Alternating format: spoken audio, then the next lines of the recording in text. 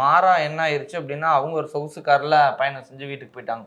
இதே ஒரு ஒரு சாமானிய மக்கள் வந்திருந்தா, சட்டம் வந்து மக்களுக்கு உகந்ததா இல்லையோ அப்படிங்கிற மாரி தான் நினைக்க தோணுது சார். கண்டிப்பா அவங்க பேர்ல புகார் யாரும் குடுத்திருக்க மாட்டாங்க.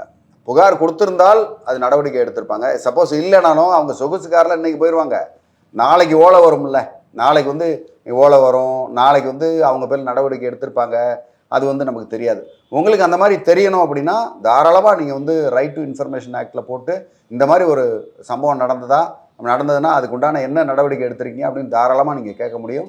அந்த வீடியோ பதிவோ ஏதோ வச்சுக்கிட்டு அந்த ஜூரிஸ்டிக்ஷன்ல எந்த பகுதியில இந்த மாரி சம்பவம் நடந்ததோ அத வச்சு இதுக்கு என்ன நடவடிக்கை எடுத்துறீங்கன்னு ஒரு சிட்டிசனா நம்மளால கேட்கறதுக்கு உண்டான எல்லா உரிமையும் இருக்கு. ஸோ மேலும் இதுல வந்து பணம் படைத்தவர்கள் தான் சட்டம், ஏழைங்களுக்கு சட்டம் இல்லை அப்படின்லாம் யாரும் எந்த இடத்துல நினச்சிக்கவே வேண்டாம்.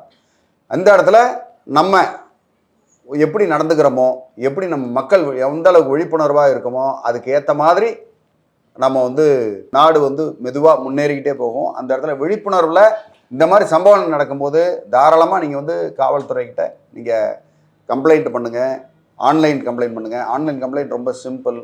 ஓகே, ஆன்லைனில் நீங்கள் ப்ரௌஸ் பண்ணிங்கனாலும் போதும். டிஸ்கிரிப்ஷனில் கொடுத்துருக்கேன்.